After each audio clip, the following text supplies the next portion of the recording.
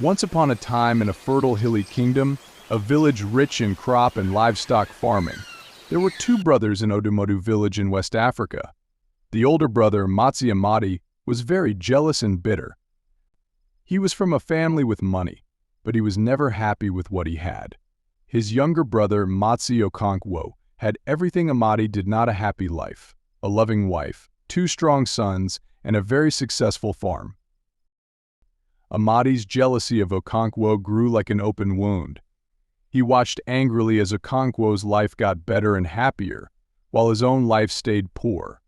The more good things happened to Okonkwo, the more hatred grew in Amadi's heart. One very hot day, Amadi was working hard on his poor fields. He looked over at Okonkwo's nice green acres where his nephews played and laughed happily. Blind fury overcame Amadi. "It's unfair," he yelled, slamming his hoe down. "That foolish brother does not deserve such wealth when I, the oldest son, must struggle like a poor person." From that day, an evil idea took root in Amadi's twisted mind. He began plotting terribly to destroy his brother's blessed life by any means necessary. Amadi hid his wicked plans behind fake smiles when with Okonkwo. But at night, he snuck into the rainforest to meet a reclusive witch doctor who lived deep inside. The old chief priest Nganga, as villagers called him, had powerful black magic abilities and control over evil forces. Amadi went to this dark figure, bringing cola nuts and bushmeat, begging for a way to ruin his brother's happiness. "I'll pay any price," Amadi hissed hatefully. "Okonkwo must lose everything dear to him. His sons, farm, even his life if needed." The chief priest's eyes gleamed wickedly as he accepted Amadi's evil request. From behind his dwelling, he took out a small bundle wrapped in ritual cloths. "This is a strong mixture of ground bone moss and viper venom," the chief priest said, unwrapping it to show a red powder concoction. "Sprinkle just a bit in your brother's food, and it will work its evil magic." With trembling hands, Amadi collected the concoction. He just needed to wait for the right moment to unleash its deadly effects on his own brother. That moment came a few days later at a feast celebrating a big harvest. As Amadi joined his brother's joyful family feast, he kept staring at Okonkwo's two strong sons, the bright futures he was denied. Their laughter made him more angry as they played happily in their parents' loving warmth. When the aromatic food was served, Amadi grew nervous under the family's watchful eyes, but his desire for revenge overpowered any feelings of guilt. With a quick flick of his wrist, he dusted the blood-red powder on the portions meant for Okonkwo's sons. The feast continued normally, and Amadi hid his evil poison as the two unsuspecting boys hungrily ate their poisoned meals. Over the next few days, it became very clear that Okonkwo's sons had caught a terrible sickness. Their lively energy went away, replaced by pale, sickly looks and burning fevers. The village healer came, but even with herbs and rituals, the sickness quickly got worse. Within just 1 week, the two boys who had been the picture of youthful health days before took their last gasping breaths. Okonkwo and his wife's once happy home was filled with heavy wails and tears as they mourned their incomprehensible loss. Though Amadi pretended to be sad like the rest of the village, deep inside he could barely hide his cruel satisfaction at seeing his brother brought so low.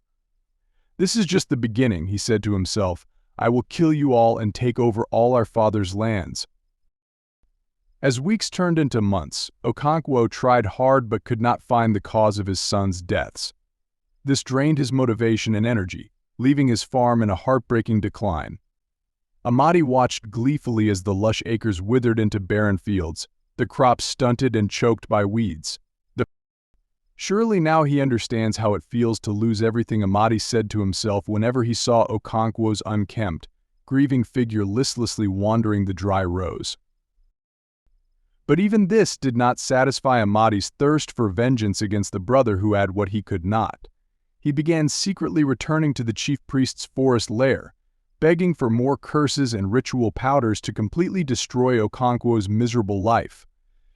"Kill his manhood so he has no heir," Amadi cruelly demanded after one visit, and his wife's womb too, so she can never birth another child. The chief priest's evil magic seemed to grant Amadi's twisted wishes. Within a year's time, Okonkwo's few remaining nights were haunted by his inability to be intimate with his wife, while her cycles stopped forever.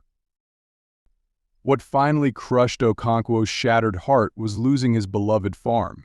Despite tirelessly trying to revive the fields each season, the harvest dwindled until the land lay totally barren. With their ample stores gone, the family was forced to survive on scraps begged from generous neighbors. It was during this depth of suffering and deprivation that a chance encounter began to unravel Amadi's treacherous schemes. An elderly widow, herself living in abject poverty on the village's edge, crossed paths with the bedraggled Okonkwo, begging for scraps near her shack. Though drunken haze clouded her mind, the old crone was struck by Okonkwo's hopeless state. She remembered his once cheerfully industrious ways.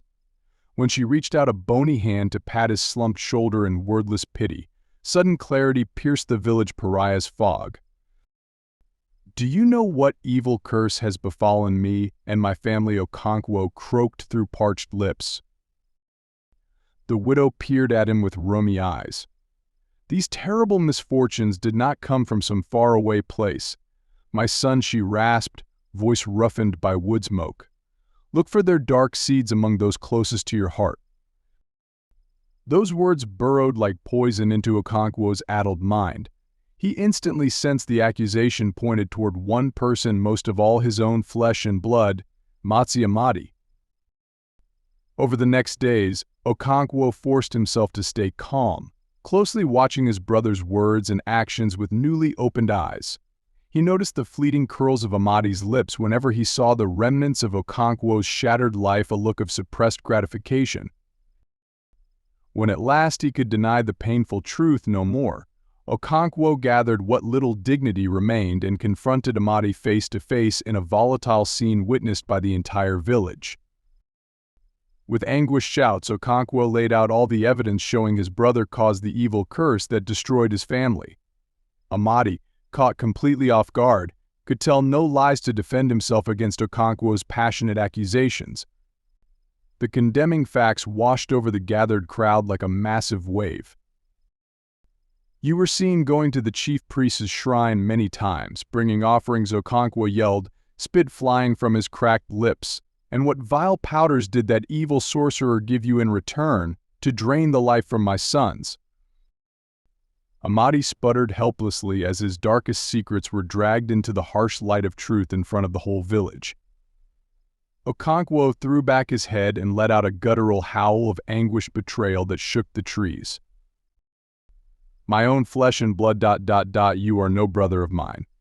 You fooled no one with your fake concern while eagerly waiting for our total devastation." The gathered crowd began hurling insults and objects at the exposed trickster among them. Realizing he was caught, Amadi made a desperate try to flee through their clutches. But the village men were too many and grabbed firm hold of his thrashing limbs. "Please," he shrieked pitifully. "I only did what any man would to claim what should have been rightfully mine from the start." His words fell on deaf ears awash in a tide of justified outrage. By nightfall, Amadi found himself tightly bound to a deep-rooted palm trunk in the village square. The wood was to serve as his judgment pyre. One by one, the victims of his depravity stepped forward to deliver their furious condemnations as he awaited his grisly fate. Okonkwo's haunted, skeletal figure emerged first, his sunken eyes burning with anguish and accusation. "You cost me everything," he rasped brokenly. "My children... my livelihood... even my ability to be intimate and create new life. All destroyed by your unquenchable thirst to see me laid low." Next came his barren, haunted wife, her eyes swollen from too many tears. She unleashed a screeching torrent of vitriol at the miscreant responsible for her living death. "May the souls of my murdered babies pour molten lead down your throat for all eternity." Last stepped forward the addled old widow, whose wandering mind had inadvertently sparked this climactic confrontation. Fixed on Amadi with her milky, vacant stare, She emitted a low chuckle crackling with dark prophecy. Your inescapable karma has been delivered by the very blood hunger which summoned it. May your flesh and bones finally slake its demonic thirst on this pyre. With that final condemnation ringing like a death knell, a torch was lit and set to the tinder at Amadi's feet. He filled the night air with agonized shrieks as the hungry flames began their gruesome work, hungrily lapping at his thrashing limbs with searing tongues. The villagers watched in a grim semicircle as the fire climbed ever higher, smoke and embers swirling into the African sky. Okonkwo and his bereaved wife embraced with hollow eyes, watching in silence as the brother who had so irrevocably shattered their lives was burned down to smoldering ash. Only when the last licking flames had been drowned by the villagers did a heavy pall finally settle over the scene. In the flickering firelight they beheld what remained of Amadi, a scorched, twisted husk barely recognizable as once being human. It was the widow, momentarily resurfacing from her dementia, who shuffled forward and knelt beside the carbonized remains. With a bony finger, she used the ashen husk to scratch a single word into the hard-packed earth. Greed. 1 year later, Okonkwo's wife gave birth to twins, a boy and a girl. They also had an amazing improvement in their farming experience.